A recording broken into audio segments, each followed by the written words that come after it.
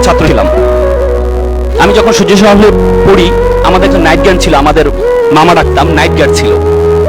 তিনি সারা রাত ধরে ডিউটি দিতেন, সকালে পিঠা বিক্রি করতেন। তা আমি বললাম, মামা আপনি সারা রাত ধরে ডিউটি দেন, সকালে আবার পিঠা বিক্রি করেন, আপনি ঘুমান কখন?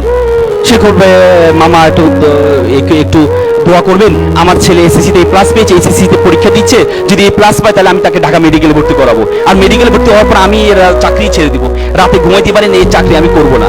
আমি বললাম ফাইন।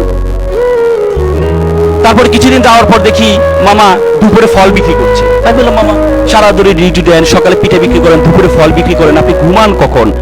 সে বলবে, মামা আমার জন্য একটু দোয়া করে, আমার ছেলে এই প্লাস পেয়েছে, গুছিয়ে ভর্তি করাইতে হবে, 20-30 হাজার টাকা লাগবে, এই জন্য আমি একটু কষ্ট করছি, ছেলে মেডিকেলে চান্স পাওয়ার পর আমি তো চাকরি ছেড়ে দিব। তা আমি বললাম যে, মামা ধর্মকর্ম শিখান্ত ছেলেকে। বলছে, ছেলে তো আসলে ফিজিক্স কেমিস্ট্রি পড়তে তো সময় পায় না, আমার ছেলে ভালো ছেলে, আমার ছেলে আবার কোনো সমস্যা নেই, ও আবার ওইসব ঝামেলাতে নেই। মা বাবা তো সবসময় সন্তান তার কাছে ভালোই থাকে। কিছুদিন যাওয়ার পরে আমি তাকে কোচিংয়ে ভর্তি করার ব্যবস্থা করে দিয়েছি, ছাড়ের ব্যবস্থা করে দিয়েছি। কিছুদিন হটফুট করে দেখে আমার রুমে মিষ্টি নিয়ে আসলো, মামা আমার ছেলে ঢাকা মেডিকেলে চান্স পেয়েছে। কি উত্তাল, কি আনন্দ! আমার লাইফে সন্তানের খুশিতে এত আনন্দ পিতামাতা হতে পারে আমি কখনো দেখিনি। মনে হচ্ছে সে মেডিকেলে চান্স পেয়েছে। একদিন কিছুদিন যাওয়ার পর মামা দেখি মন খারাপ করে বসে আছে। আমি বললাম, মামা আপনার মন খারাপ কেন? আপনার ছেলে ঢাকা মেডিকেল পড়ে, আপনার জীবন আর ঠেকায় কি, আপনি মন খারাপ কেন? বলছে, বাবা আমাকে ক্ষমা করবেন। কি হয়েছে মামা? বাবা আমি আর পাচ্ছি না, বাবা আমি আর পাচ্ছি না, আমার ছেলে ইয়াবা আসক্ত, প্রতিদিন বাসায় এসে শোকেজে গ্লাস ভাঙে, আলমিরার গ্লাস ভাঙে টাকার জন্য।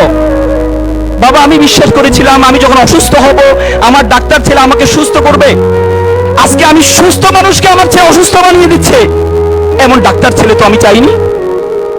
আমার ছেলে যদি দিন মজুর হতো, আমার ভাইয়ের ছেলে দিন মজুর, সারাদিন কাজ করে এসে মা বাবার সাথে একসাথে খাওয়া দাওয়া করে, এমন ডাক্তার ছেলে তো আমি চাইনি, এমন অসভ্য ছেলে তো আমি চাইনি। With due respect to our guardians, আমি আপনাদেরকে সম্মান রেখে বলছি, আপনি আপনার ছেলেকে ডাক্তার বানালেন, ইঞ্জিনিয়ার বানালেন, কোনো কাজে আসবে না যদি আপনার ছেলের মধ্যে ধর্মীয় জ্ঞান না থাকে। এই ছেলে ভয়ঙ্কর আকার ধারণ করবে, ভয়ঙ্কর আকার ধারণ করবে।